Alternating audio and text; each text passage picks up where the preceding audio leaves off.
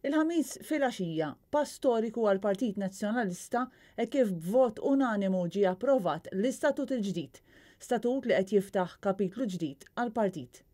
Dan l-istatut ikompli jsaħħaħ il-missjoni tal-partit li jkun wieħed li għandu lan li jservi, li jagħti valur lil kull persuna u jkun aktar strutturat u koordinat.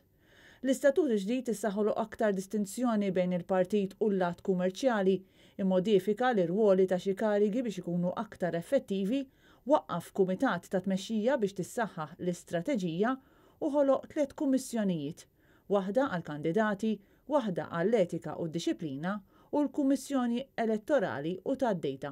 Fl-ewwel kummenti li ta' wara l-approvazzjoni tal-bidliet fl-istatut, is-Segretarju Ġenerali tal-Partit Nazzjonalista Francis Zalmid-Dimek qal li dan l-istatut huwa wieħed li nbidel mill-eruq. Dan huwa statut li mill-bidu sal-aħħar tiegħu sakemm wasalna li qbilna fuq b'vot unanimu kien statut li inbena mill-eruq tagħna il fuq.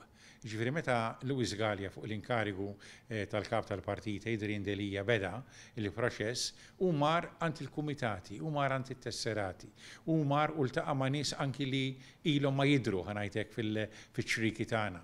Kien għamel anki avviżi fil-gazzetta biex anki jekk hemm nies barra mill-partit u għandhom femiet li jridu jagħtu.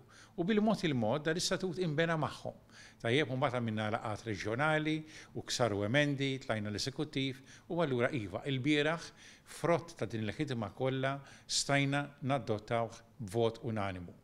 Il-Kunsill Ġenerali jagħlaq nhar il-Ħadd u se jkun qed jixxandar b'mod sħiħ b'interventi kemm minn Malta kif ukoll minn Għawdex u jintemm bid-diskors tal-kap tal-Partit Nazzjonalista Adrien Delija.